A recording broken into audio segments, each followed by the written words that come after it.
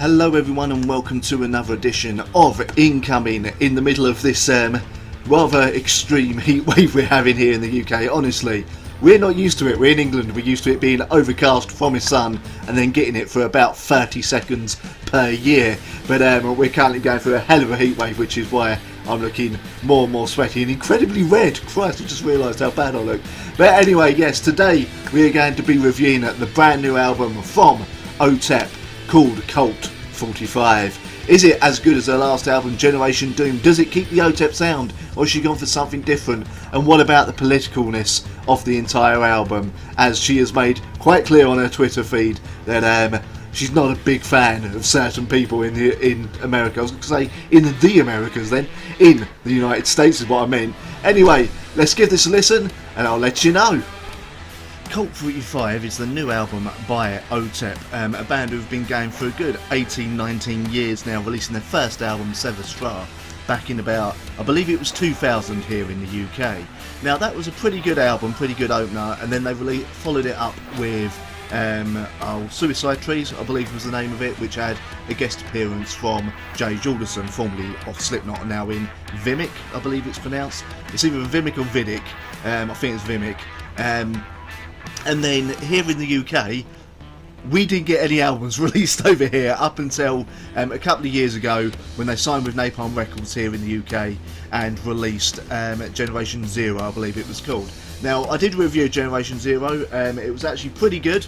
It wasn't the best album in the world, but it was a pretty good sort of to hear how much they'd tried to evolve the sound of Otep while still retaining the old sound that was there on Severstra and Suicide Trees.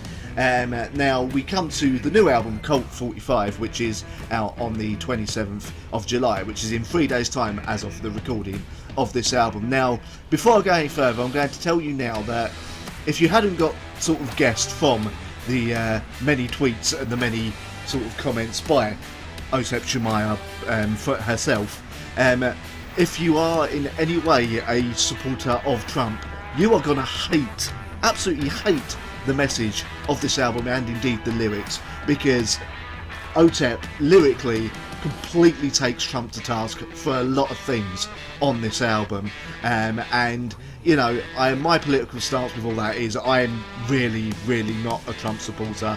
He's done a lot of things and has a lot of views that are not in line with mine whatsoever, but I'm not going to go any further into that. This is about the music. But yeah, if you're a Trump supporter, I'd turn off now. You're not going to like this album, but I very much like Otep as it is for the many things she has said through her comments and her Twitter since Trump got in power, really. Anyway, we kicked the album off with Hail to the Thief, which has a soundbite of Trump that slowly sort of merges it into what I'm pretty sure is a Hitler speech soundbite as well. Then we get into Hold Right. The weird thing about the first few tracks on the album is, for such what is a very politically charged album, very anti-Trump, the first few tracks, Otep seems to be holding herself back, which I weren't really expecting, and it's a bit of a strange one for me. But yeah, we start with Halt Right, which is where the Trump rhetoric, the anti-Trump rhetoric, starts, and it really sort of goes from there. Now this one, it's alright. It's an okay opener. It's not the best opener in the world. And also I just realised I got the last album, sort of the name of it wrong. It was Generation Doom, sorry, not Generation Zero. Zero was the last track on that album. But yeah, it sort of goes along. It's got some nice little riffs and all that, but not the best in the world. Then we come to Molotov, same again, sort of average riffs.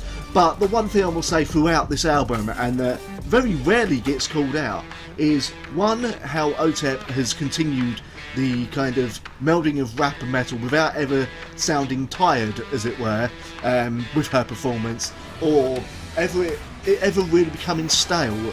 And the other thing that needs to be said is how good a lyricist Otep Shemaya really is. It never really gets called up, but she's an absolute fantastic lyricist, along with an absolute fantastic kind of rapper and fairly good vocalist as well, with a sort of sung-rapped kind of vocals as well.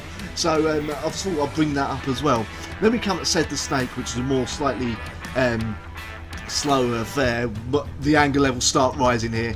We go through, we come to the boss, which is your kind of more self-promotion, as it were, track.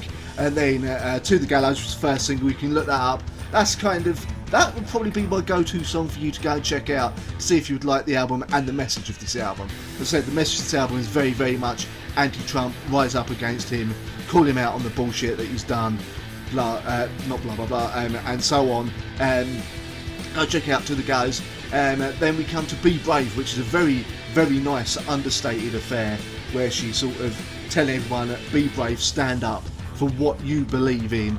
No matter what you've been through, we as a band and the fans are here for you, and we will get you through everything, and we will fight the oppression that we see Trump and everyone else to be causing you.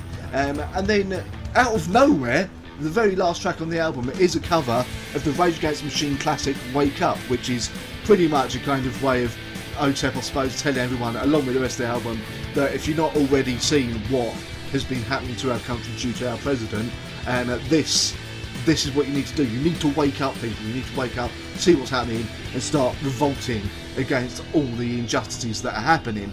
Now, before I go any further, I want to say this is how I'm seeing the album. This is what's being said on the album, and this is how I feel about things. I don't want the comments to devolve into some massive political debate. I don't want people coming at me going, oh, you live in England, you don't know, you have no right to comment on Trump. To be honest with you, I do, because he's trying to cause problems over here by speaking to Theresa May, which, Theresa May, she's almost as bad as Trump for our country, but anyway. So let's just say that, let's just keep it with the music. I'm just commenting on the issues that are brought up by Otep on this album. Weird thing about the Wake Up cover, Otep herself doesn't seem that much into it. The performance on here is a little bit, I don't know, it's a kind of run-of-the-mill, which is something that runs throughout the album. It's like, throughout the album itself, until that cover, the performances are strong. Otep has always had that fantastic kind of frail kind of voice that can go into an absolute rage at the drop of a hat, and I absolutely love that about her performances on her albums. The rapping is actually absolutely top notch. The performances, for the most part, top notch. There's a few moments where she doesn't seem to quite get as angry on the lyrics as you think she would get to performance-wise. Not as much sort of screaming on this album as the last one either. It's a little bit more I suppose, commercial album in a way, kind of, which I suppose is better for them to get their message out. The more people hear this, the better. But overall, like, the music doesn't quite get as incendiary as the lyrics do, and that kind of affects the album. So as a whole, I'll give this album, I'll say about 3.5 out of 5. I support the message I support what Otep is saying, but sometimes the performances just aren't there. So there you have it. That is what I thought of Kult 45 by Otep. It is out this Friday, I do believe, as of the recording of this video, so the 27th of July. Almost forgot what month we were in. Another thing I forgot to say is it's not all political. There's a couple of songs where she does also bring up gender politics as well, which in these days of people being more and more comfortable in their genders or non-genders, depending on how you are, it is something that needs to come up more in music and be tackled. Anyway, that's my personal view on it. Anyway, I will be back soon with another video. I'm sure I'll be sent more stuff, or I'll find something to review, or I'll do a top 10. I don't know. Let me know what you guys want to see. Anyway, thank you very much for watching. Feel free to catch my radio show every Sunday from 2 PM GMT, 9 AM EST on that metal station. And I, as always, will see you next time. Also, as an addendum, Hearts Under Fire. We need you to come back. Anyway, see you next time.